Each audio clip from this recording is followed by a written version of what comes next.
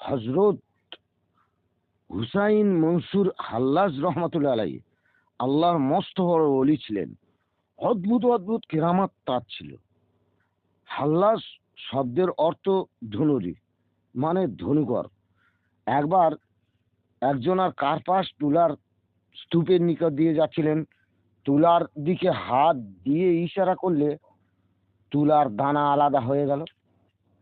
তখন থেকে তার নামের সঙ্গে হাল্লাজ মানে ধনুরি যুক্ত হলো। এখন তার জন্মস্থান কোথায় ছিল সঠিক জানা যায়নি।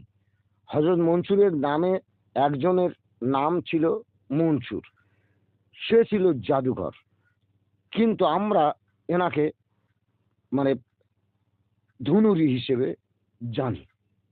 ইনি প্রকৃতপক্ষে হচ্ছে আল্লাহর অলি। হযরত মনসুর হাল্লাজ রহমতুল্লাহ আলাইহি 18 বছর থেকে দিন প্রচারে দেশ বিদেশ পরিক্রম করেছেন। তিনি বাগদাদ হয়ে বসরায় যান, তারপর ভারতবর্ষ হয়ে চীন দেশে গিয়ে পুতুল পূজারীদের ইমানের দাওয়াত দেন। একবার হযরত হাল্লাজ রহমতুল্লাহ আলাইহি 400 সাথী নিয়ে জঙ্গলের মধ্যে যাচ্ছিলেন। খাবার নেই, অদ্ভুত কেরামত।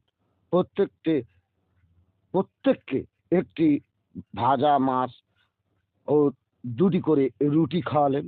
তারপর বলল, আমরা খেজুর খাবো।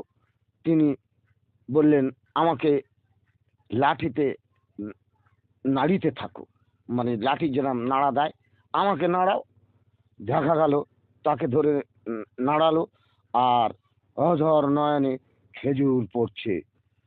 সবাই সেই খেজুর পেট পুরে খেলো। দিনের দায়ীদের খাওয়ার অভাব হয় না।